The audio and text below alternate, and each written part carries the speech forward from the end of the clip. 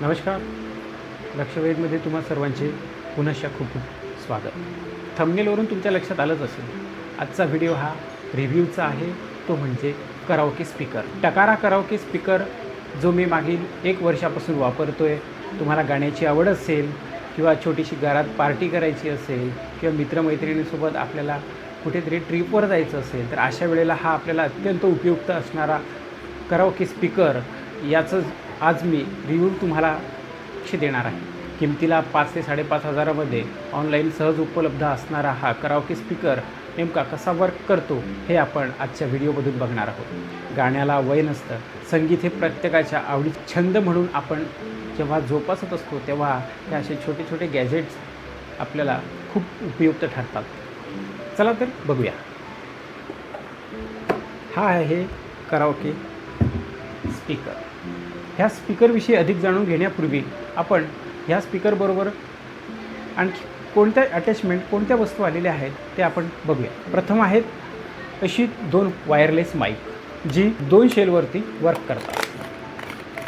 यामध्ये आपण चार्जिंगचे सेल देखील यूज करू शकतो.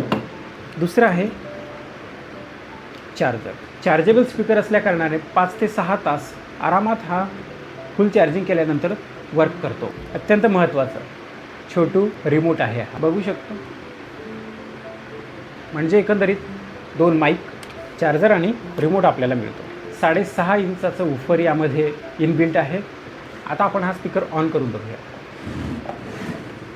यामध्ये ऑन ऑफसाठी एक बटन दिलेलं आहे. अर्थातच FM देखील असल्या कारणाने याला अँटिना देखील अटॅच आहे. आपण याला ऑन करूया. बघू शकता डिस्प्लेमध्ये लाईट आलेली आहे. इथे देखील बटन्स आहेत. ही आपण वेगळी मोड इथे चेंज करू शकतो.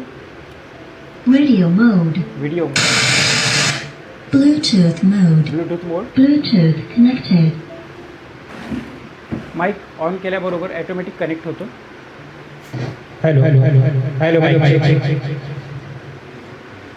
तुम्हाला आवाज स्पष्ट येण्यासाठी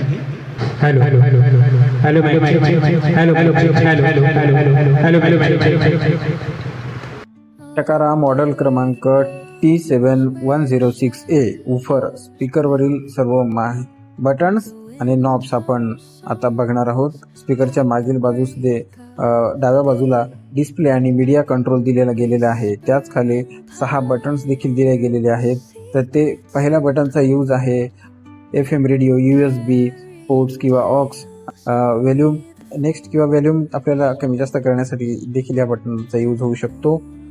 त्याचबरोबर ऑडिओ स्टोरेज पोर्ट्स देखील इथे दिले गेलेले आहे, ज्यामध्ये ऑक्स असेल, USB असेल किंवा मायक्रो SD नॉब्स देखील दिले गेलेले आहेत. तर ही मोठ्या आकाराची गोल नियंत्रण नॉब्स जे आहेत त्यांचा उपयोग आपल्याला पहिला माईकचा व्हॉल्यूम कमी जास्त करण्यासाठीचा आहे, तर दुसरा नॉब्स माईकचा इको कमी जास्त करण्यासाठी, तर तिसरा नॉब्स हा बास किंवा अधिक करण्यासाठीचा, तर चौथा नॉब हे ट्रबल कमी किंवा अधिक करण्यासाठी आपण यूज करू शकतो. त्याचबरोबर शेवटचा नॉब हा व्हॉल्यूम म्हणजे मुख्य स्पीकरचा व्हॉल्यूम कमी अधिक करण्यासाठी आपल्याला या नॉब्सचा वापर करता येतो. त्याचबरोबर पॉवर स्विच आहे. DC 9 व्होल्ट इनपुट देखील आपल्याला इथे क्लिप्स दिले गेलेले आहेत. बाह्य बॅटरीमधून आपण चार्जिंग इथे घेऊन हे स्पीकर प्ले करू शकतो. त्याचबरोबर इंडिकेटर आहे.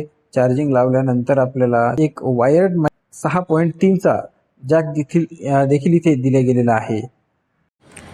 त्याचबरोबर या स्पीकरमध्ये आपण पेनड्राईव्ह किंवा मेमरी कार्डचा वापर करून गायलेले सॉन्ग आपण रेकॉर्ड देखील करू शकतो.